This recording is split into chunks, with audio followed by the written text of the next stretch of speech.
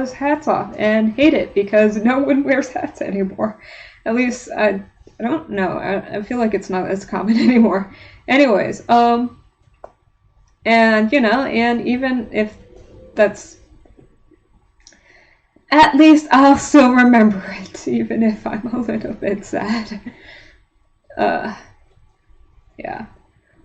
It's like, for a while, actually, too, I was thinking, because I do actually rather enjoy crochet. Normally, I'm not talking to a camera. Really, I should be looking at the camera a bit more. Right now, I'm like, this is the speedy part. This is the sprint part. This is getting to the end, except not really. And I'm just really I'm focusing on what I'm doing and not on the camera. But I was thinking actually for a while about selling these hats, yeah, you know. Because as I said, I do rather enjoy crochet. It's pretty relaxing and everything. But the problem is that I found that it was the amount of money people are willing to spend on a crochet hat was less money than I would need to justify, like, making this hat. Because this stream is... Okay, so right now I have an hour on the clock, right? And I'm just starting to get to what I would call, like, the midpoint of this, right? So if I was gonna pay, like, myself, like, $12 an hour, the yarn costs, like, $5 or $6. It's not the greatest expense of the hat. But, you know, if you work out that type of thing, it's maybe... I would have... Yeah, so, you know, that would be $12, $24, $29, $30. That would be $30 per hat. And then I asked my friend how much would she be willing to spend on a hat, and she was like, $20. And, you know, that's not enough money, I guess, you know. And, you know, I guess I should be just willing to accept it as kind of a side hobby, you know, not go for, like, so much money and so on. But, you know, if I'm putting in the effort, I kind of want to get actually paid for my effort. You know, I'm not looking for, like, the biggest wage in the world or whatever. I'm just looking for enough to feel justified in crocheting the hat. And I feel nowadays it's really hard to get that kind of money with this type of handicraft stuff, so. And I've actually talked to other crochet people about it, because, you know, I was like, hey, you sell your products for... She was selling crochet dolls, right? And they were these really cute little dolls about this big. And she was selling them for, like, $10 a piece, I think. And I've made those types of dolls before. It takes it takes like an hour or two. And I was like, you know, you're selling this for $10. It takes you an hour or two. That's really not enough money to cover your work. And she's like, well, you know, I do it during my other hobby time, so I don't feel it's kind of like something I do else, you know, I'm kind of just double timing some stuff, so I don't feel so bad about it. And I was like, that is fair. And that is definitely true. But that's not how I feel about it. Because at least I would be willing to do it for knitting. That's because when I knit, I don't have to look at my project as much. I can just do it blind. I can just feel the knots with my fingers, yeah. And when I feel the knots with my fingers, I can keep the track in my head, and I can just do the pattern, right? I can watch TV, I can do whatever. As I said, still can't play video games. I will try. So as a result, you know, yeah, if I was selling knitted products, I do feel like it would work out. Because, yeah, I can do knitting blind. I can't do crochet blind. I don't have quite the feel for it.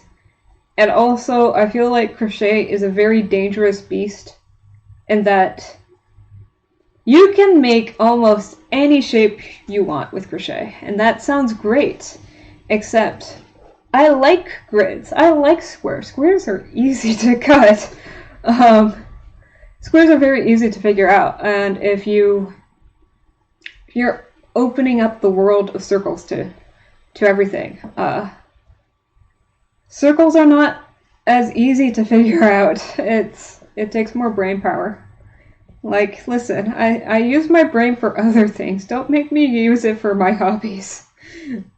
So yeah. But you know, as I said, it is perfectly valid. I personally love making Pokemon plushies. It's actually one of the reasons why my username is kind of weird. It's why, like, I mean, yeah, it's why my profile pic is a, what is it? It's a crocheted Poliwag. I just really think Poliwag are really, really cute. But it, like, and the fun, it is, I take that back. It is fun to actually think about the crochet, to come up with all the shapes and all, and make it, like, as close to the Pokemon as possible, right? Yeah, but, like, I do that with the knowledge that this project will take me way longer than it should, because there's going to be so much back and forth, so much, like, extra effort that I don't need to put into it. But I'm doing it just because I like Pokemon. And, you know, maybe that'll be a project of mine someday. I'll crochet all 151 Pokemon. Shit. All the Gen 1 151 Pokemon. Oh, shoot. My Gen 1er now? Oh, no. God, that'd be terrible. Whatever. I like Pokemon. I'll leave it at that. It's just... God. You know, I still play Pokemon, that's not the terrible bit. But I play Pokemon, and I've lost track how many Pokemon there are. I feel like some of that is because of the Galar Pokedex thing, and that in the Galar Pokedex, they split the Pokedex, and that kind of made me lose track of how many Pokemon there are. Because at least in the previous generation, like, you know, you have to unlock the Alola-dex, you have to beat, not the gyms, the challenges, the trials, there we go, trials, in order to win and so on, and and then you have to beat the Elite Four, blah blah blah blah blah, and then you get the National Dex, and then you fill that out, blah blah blah blah blah. But as I said, you still get the National Dex, and if you get the National Dex, you know, that's my cheat code. That tells me stuff. That tells me how many Pokemon there are, and I haven't gone completely crazy. But now with the Galar Dex, I feel like we're at 850? That's like not an exact... That's not me trying to get an exact number. That's just me saying that's what it feels like. Like, if I had to round it to a nice number, 850 is roughly where it is. And, yeah, making 151 crocheted doll things, that's fine. That'll be fun. That's an easily achievable goal. Achievable. I mixed up achievable and attainable. That's a goal I could reach. Doing 800 would be a lot. Also, at some point in time, I'd also have to worry about where I'd actually put these. I already kind of worry about that now, and I only have like 6 or 7 of them. For the most part, I make these as gifts for friends, you know? So, like, they're not sticking around for long. So, yeah. But, you know, could expand out from the Pokemon universe. I suppose I could make Digimon. Or Yu-Gi-Oh stuff. But I don't have that same level of connection to them as I do Pokemon. So it wouldn't feel right to me, you know? I'd just be making something just so that I could post it somewhere and say, looky at me. I made a Yu-Gi-Oh thing. Isn't it cool? Now, I know, like, there's some people who make like, humanoid dolls or whatever, and based on what I've seen, those tend to be pretty popular too. But I don't want to do that because I just don't like how human dolls look, to be honest. I think they're kind of weird looking. Kind of borderline creepy, to be honest. I guess, I don't know, like, you know, I hug my Pikachu when I fall asleep, and, you know, that's cool because it's a Pikachu. It's like a dog. I would feel really weird hugging, like, a doll person to sleep. That feels like it's crossing a line somewhere, and I don't know what line that is. So yeah, I just stick to mostly animals, things that look like animals. I guess I could, objects I guess too. Like, you know, maybe I should do that. Make a little cutesy washing machine, stick some eyes on it. Be adorable.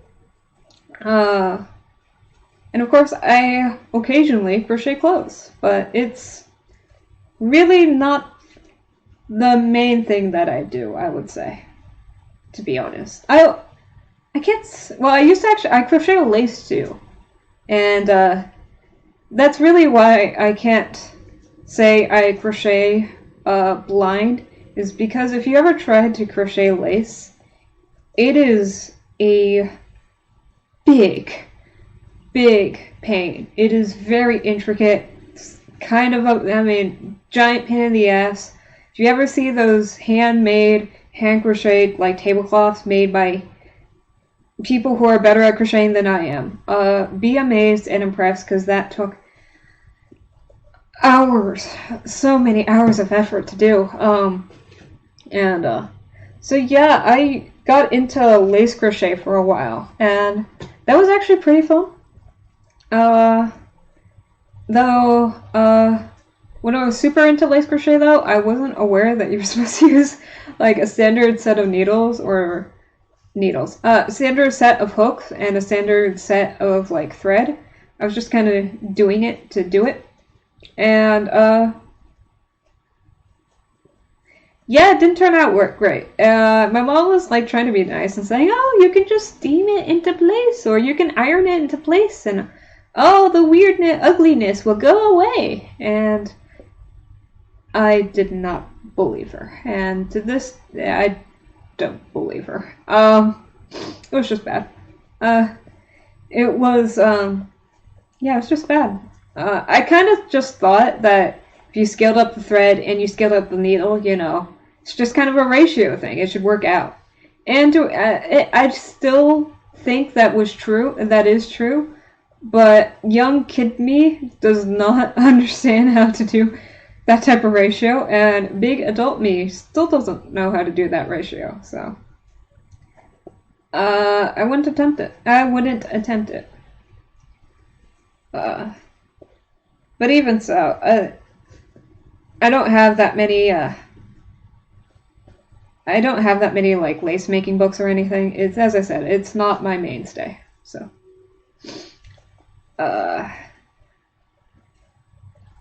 yeah, so this type of crochet that I'm doing makes very solid objects, you know, things that hold their forms quite well.